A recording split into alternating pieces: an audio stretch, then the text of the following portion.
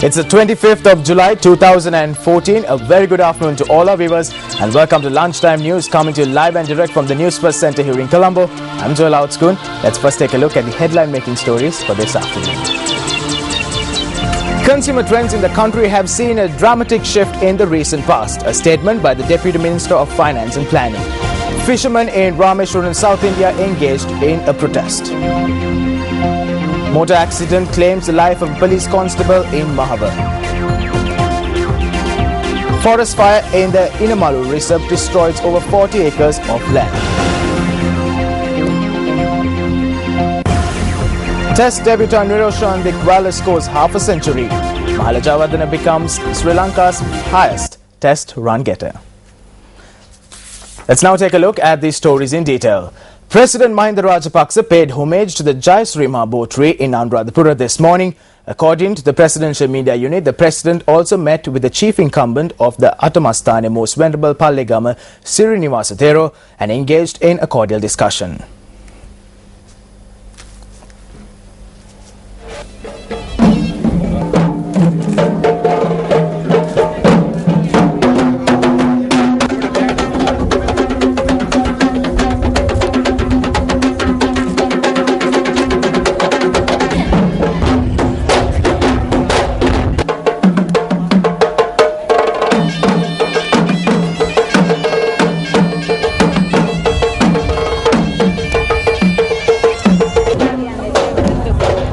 The President and his family members also took part in a Kapvruk Puja yesterday at the historic Ruan Valley Mahasaya.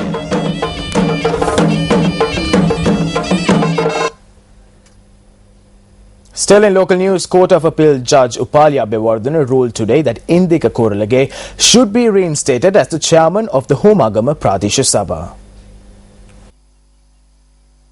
Meanwhile, an interim injunction was also issued today, annulling the Gazette notification which was issued appointing Pradesha Sabha member Ruan Prasanna as the chairman of the Homagam Pradesha Sabha on an earlier occasion. The case will be taken up for consideration once again on the 17th of September. Chairman of the Homagam Pradesha Sabha, A.D. Kumarasiri, was forced to step down after the 2014 budget of the Pradesha Sabha was defeated. Subsequently, a decision was made by the United People's Freedom Alliance not to appoint Pradesha Sabha members who cast their votes to defeat budgets of Pradesha Sabhas to the post of chairman.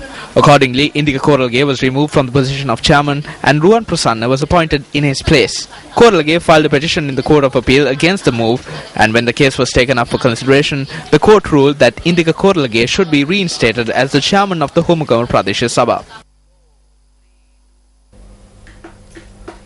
In one of your headline-making stories for this afternoon, a police constable died following a motor accident that occurred in close proximity to the Vilamba Junction in Mahavar along the Alla Anuradhapura main road. The accident took place as a result of a collision between a three-wheeler and a cab.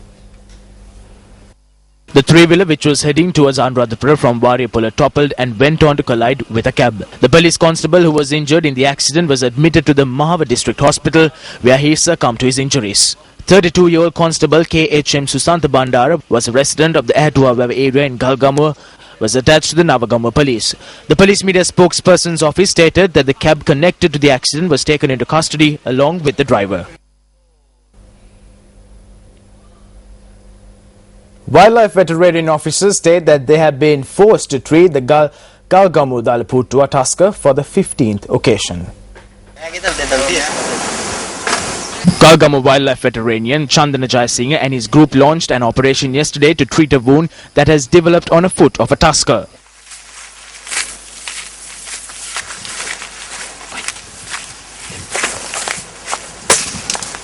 The group began treating the tusker in the Siambla area in Galgamur.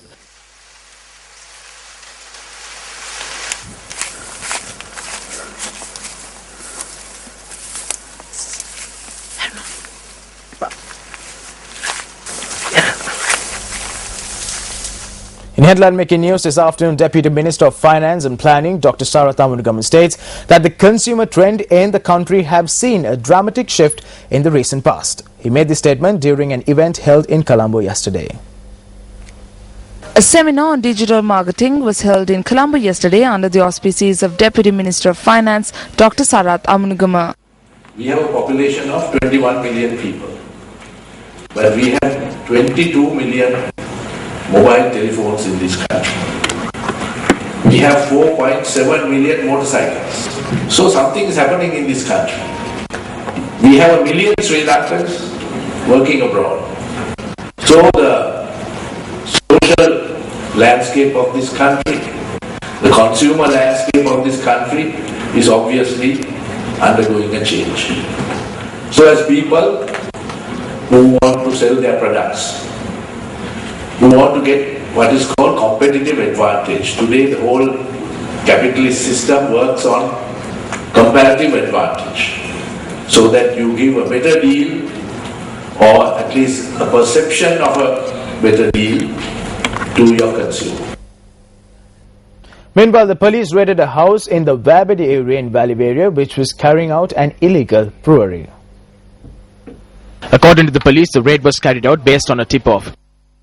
3 persons have been arrested. The arrested suspects are residents of Dolgoda and Kadawatha.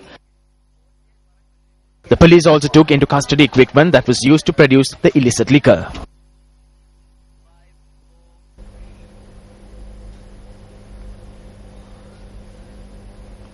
A group of South Indian fishermen from Rameshwaram engaged in a protest against Indian fishermen being arrested by Sri Lanka.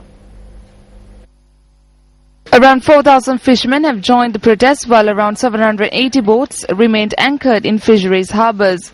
They demand that the 43 Indian fishermen in Sri Lankan custody be released. Meanwhile, the Tamil Nadu Fisheries Union have requested the Indian government as well as the Tamil Nadu government to release Sri Lankan fishermen in Indian custody. You're watching Lunchtime News on MTV Sports. Still in local news, a forest fire in the Inner Malu Reserve in Habarana destroyed over 40 acres of land yesterday. The police said that the blaze was doused last night. Police sources stated that the fire erupted between the 120th and 140th mile post of the Trincomalee-Habarana road. The fire was doused with the assistance of the police, the army, the Dambulla Fire and Rescue Department and officers of the Wildlife Conservation Department. Meanwhile, another fire took place in the Kitulahelu Reserve in Dambagala Munragala yesterday. Our area correspondent stated that the fire, which destroyed nearly 100 acres, have been doused.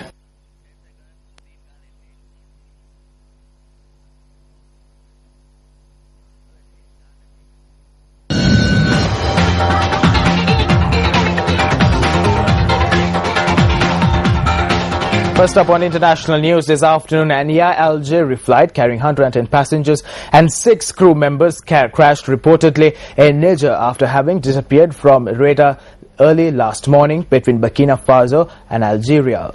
Officials say that the wreck of a plane that disappeared with 116 people on board on a flight from Burkina Faso to Algeria has been found in Mali. The wreckage of the plane has been found 30 miles from the border of Burkina Faso in Mali. The Burkina Faso army said the plane operated by Algeria's national airline Air Algerie had crashed about 50 kilometers from the Burkina-Faso border. Air traffic controllers lost contact with the plane early yesterday after pilots reported severe storms. The passengers included 51 French citizens. The McDonnell Douglas MD-83 flight AH5017 had been chartered from Spanish airliner Swiftair. Gilbert Diender, a Burkina Faso army general, said searchers had found human remains and burnt and scattered plane wreckage. The commander-in-chief of Burkina Faso said a team from Burkina Faso found the remains of the Air Algerie plane that crashed in Mali after sending a team into the neighboring territory. Cette équipe est partie. The team went to meet, first of all, our informers and bring our informers on the crash site. And indeed, the mission found on the site pieces of the plane, and this team found on the site, sadly, remains of dead bodies. We were not able to evaluate exactly what is the situation as night began to fall, and the team had confirmed that it has seen the remains of the plane totally burned out and scattered on the ground. Évaluer exactement ce qu'il en est. General Diender said earlier in the day that 116 people were on board, 51 of them French and 28 from Burkina Faso. Diender said the plane was found 140 kilometers north of the Burkina Faso city of Djibo in Mali territory and south of the Mali town of Gao. He said a team had gone from Burkina Faso to Mali following discussions with the Mali authorities to follow up on information they had received about the possible crash site. Diender said the team found the burned out carcass of the plane where the informers had said it might be. They had not found any survivors at the crash site, but that as darkness was falling, they were unable to investigate whether or not there were any who may have been rescued locally. Mali confirmed Burkina Faso's announcement an Algeria plane had crashed in Mali north of Djibo and south of Mali with 116 passengers on board. Quelques heures, nous avons été informés. We were informed a few hours ago that the remains of the plane were found some 130 kilometers north of Djibo, which is in Burkina Faso. A Burkinabe helicopter landed there and identified the remains of the plane and the dead. Now that the plane has been found on Mali soil, it is Mali that will lead the investigation. And as of tomorrow, we will work with the technical authorities to set up the International Investigation Commission that we will soon put in place.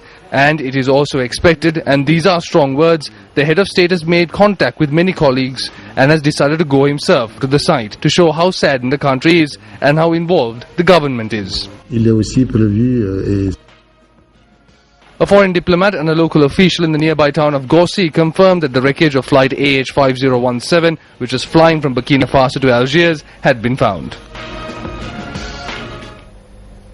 Still in international news, Taiwan's TransAsia Airways said stormy weather was the likely cause for a plane crash that killed 48 people on the Fenghu Islands of the Taiwan region, but added that an investigation still was underway.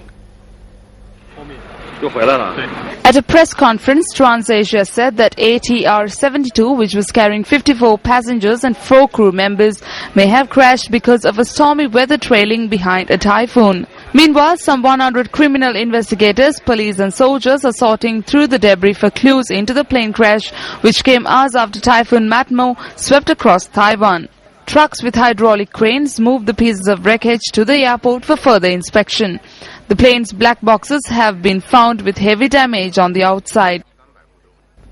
TransAsia Airways flight GE222 crashed into residential buildings on the islands of Penghu on Wednesday evening after a failed emergency landing at Magong Airport in Penghu. According to the Regional Civil Aeronautics Administration, the victims included 46 Taiwan compatriots and 2 French medical students who were interns in Taiwan.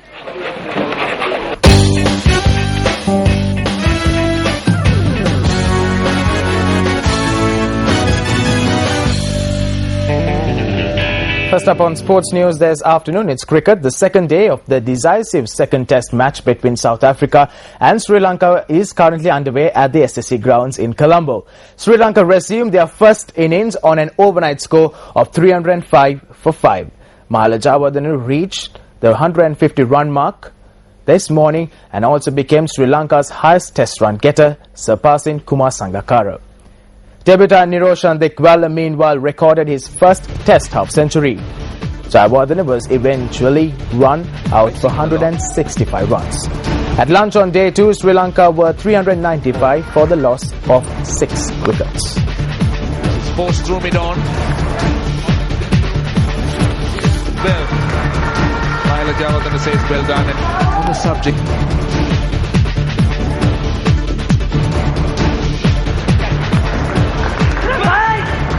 This will be tight. Direct hit now. Head to strike. Their best player. At the end of day 1 in the Commonwealth Games 2014 held in Glasgow, England leads the medal chart with 6 gold medals. 4 Commonwealth Games records were established, while 2 world records in swimming were broken.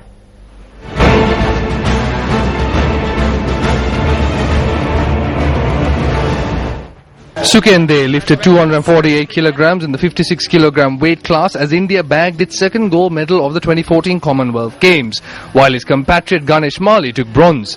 The silver medal was secured by Malaysia's Zulemi MTVsports.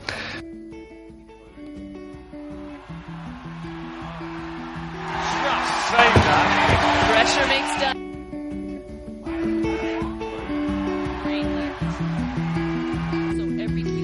Sri Lanka, Sangit Sirisenage and Tilanka Palangasinghe took part in the event as well. However, they were not able to complete their lifts.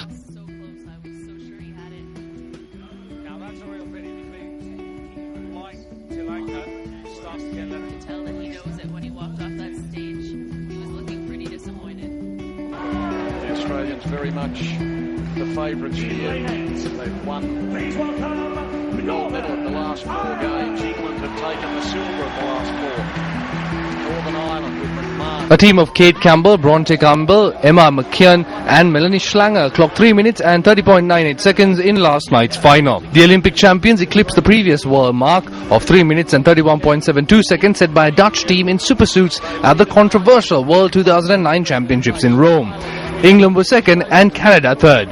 It was Australia's third gold medal of the opening night at the pool after McKeon won the 200-metre freestyle and Rowan Crothers set a new world record in winning the men's parasport 100-metre freestyle. Indian Sanjita Kumukcham won the first gold medal from the weightlifting event yesterday at the Clyde Auditorium in Scotland. She lifted 173 kilograms overall to secure the gold medal. The silver medal of the event also went to an Indian, while the bronze was bagged by a Nigerian. Sri Lankan Chamari Varnakulasuriya, who took part at the same event, could not finish her attempts. Hannah Miley delivered the gold with a new Commonwealth Games record, recording a time of 4 minutes 31.76 seconds. Master has moved up close to Miley. She's turned in. I don't think he's going to see a world record because when she went, In Glasgow as well. The first goal for Scotland. England won silver while Australia bagged the bronze. Australian swimmer Emma McKeon bagged the gold medal in the women's 200 metres freestyle, a Commonwealth Games record. English swimmer Siobhan O'Connor secured silver, while Australian Bronte Barrett secured bronze.